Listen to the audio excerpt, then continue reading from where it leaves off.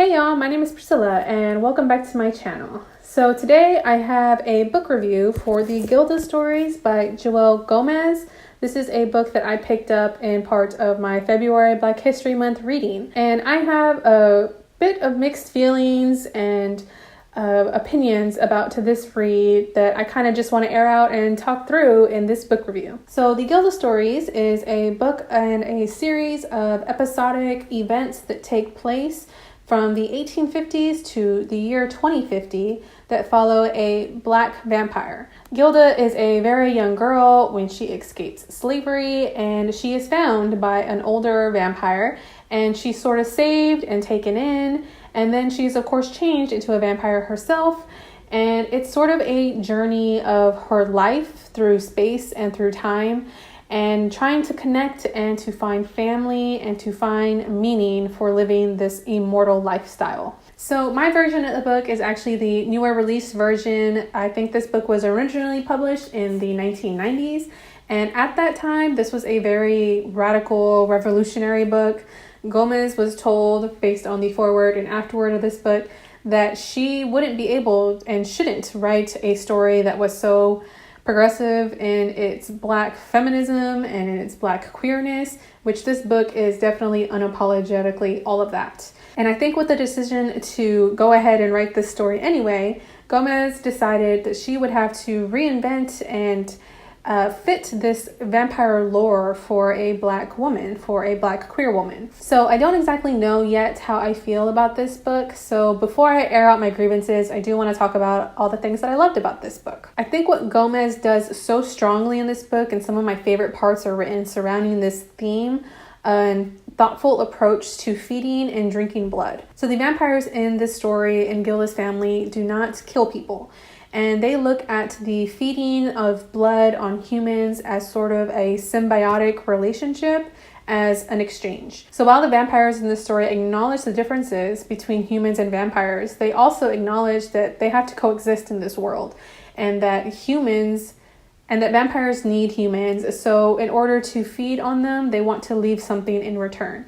So sometimes we'll see vampires feeding, and then they'll leave them with, say, pleasant dreams, or the encouragement to face an obstacle that they have in front of them, or just the encouragement and the positive, pleasant feelings to do good in the world. So I really liked that, and I really liked many of the sections that have very lyrical, dreamy-like prose surrounding this exchange. I think that one of the main themes of this story is undoubtedly the emphasis on connection to people, to vampires, and to family members. With some vampire stories, with some lore, you will follow vampires that have been outcasted, that have a very solitary life, that kind of just travel and venture and try to find meaning solitarily within themselves. However, Gilda has deep, meaningful relationships with the people that she loves in her life over decades, over the entire span of her lifetime, at the point of that we get in the book at least. The idea of a found family is a very common theme, I think, with queer folks and with queer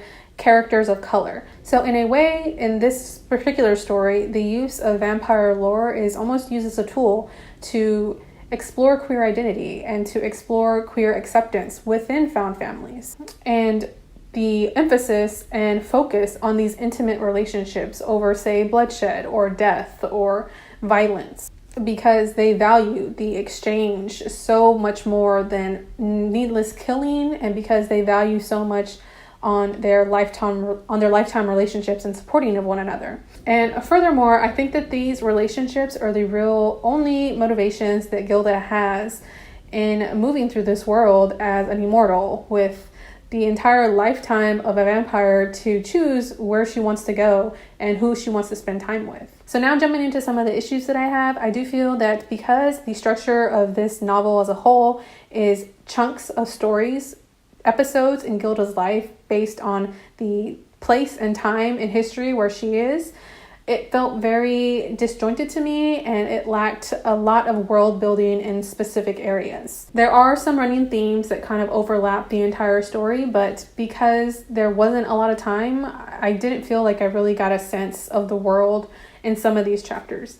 there is some hints of the social justice issues of the time. There are hints of the political climate of the time.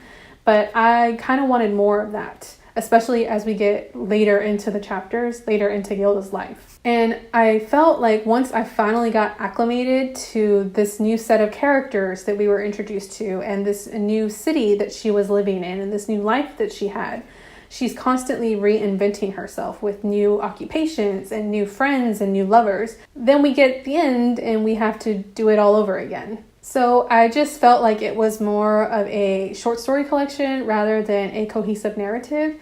And I just wanted more to place me and to really settle in with Gilda over these chapters. So the next gripe that I have is sort of a spoiler. So I'm just going to go ahead and say that this is a spoiler territory.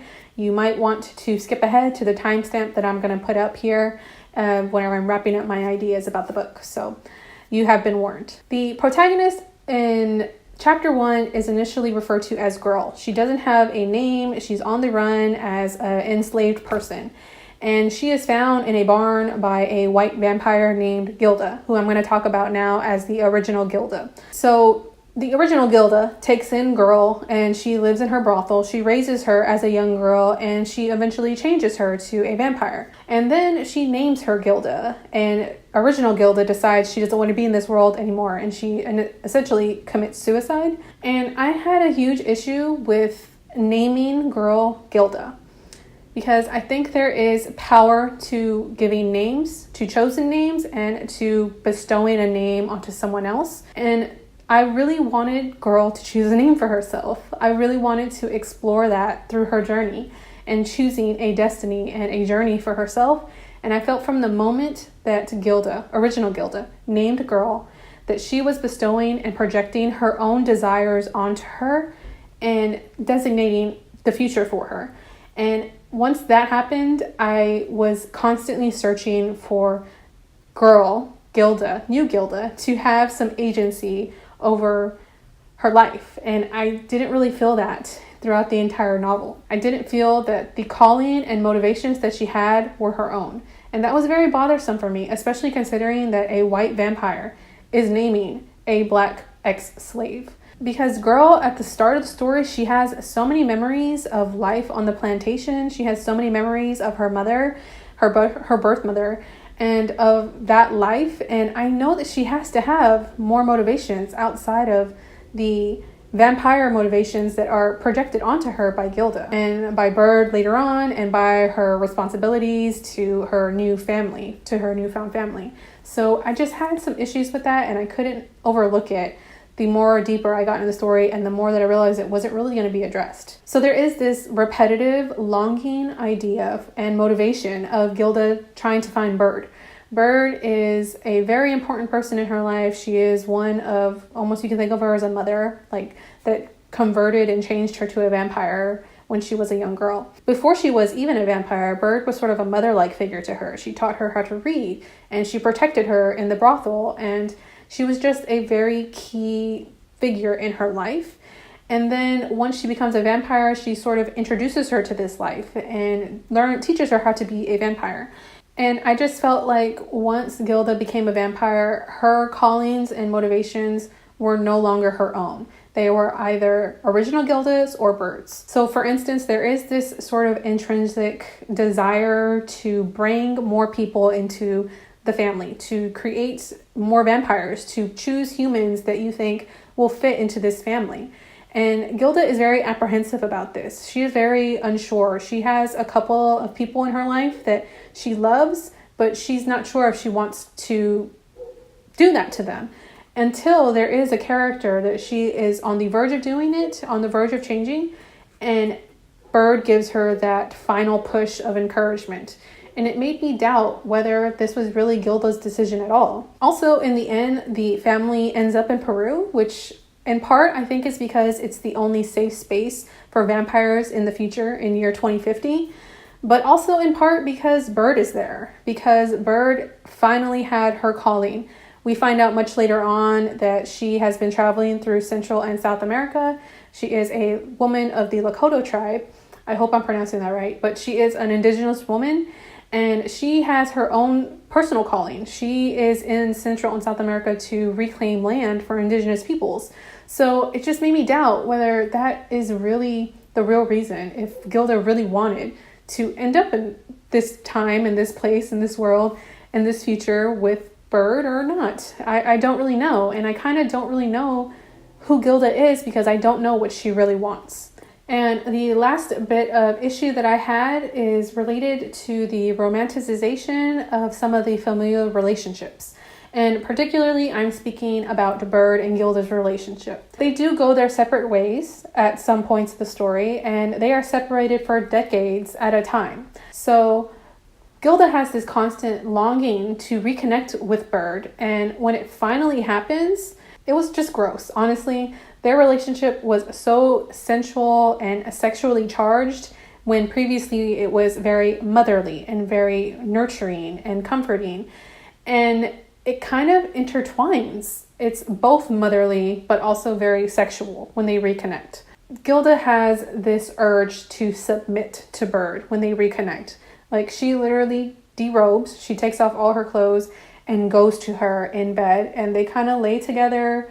There isn't any sex, so it's not that territory, but it still was very gross and icky feeling because there is this birthing imagery, but there's also this very sexual energy. There's blood everywhere. It's a massacre. And a part of me wants to say it was so animalistic and foreign because intentionally, that it was animalistic and graphic and sexual because it is so vampire. Like it's so true to the vampire lore. But a part of me also thought, if you're going to reinvent the vampire lore, why is this one of the things that you want to keep? That it has to be a sexual, sensual like relationship between a mother and daughter previously. But they continue to intermingle these facets of their relationship the entire rest of the story. And I wish that it wasn't like that. So while I can say that I am glad that I finally read this novel, I will also say that I feel very conflicted about it. I don't know how I'm going to rate this story. So the Gilda Stories does a wonderful job of exploring themes of queerness and feminism and blackness, and also of how there isn't this needless violence and killing, and how the focus is on family and to connecting to other people. However, I felt like certain chapters just lacked the world building, and I really wanted to see more agency from Gilda displayed in choosing who she was going to be, who she was going to spend her life with, and where she was going to go, because I just felt like these were not her own decisions. So in the end, I enjoyed buddy reading this, and I'm glad that Sarah was along for the ride and that we could definitely air out some of our thoughts and opinions about this book. So if you've read this book, I would love to hear from you in the comments below. Did you have any of the issues that I had with the story? Did you love the things that I loved about the story? I will also be linking the reviews that I have from other perspectives that I've seen. I know that Njeri over at Onyx Pages did a review and an author interview. And Sarah did a vlog of our first readings of this book. So definitely check those out if you're interested. But that is all I have for this review. So thank you so much for watching, and I hope to catch you in the next video. Bye.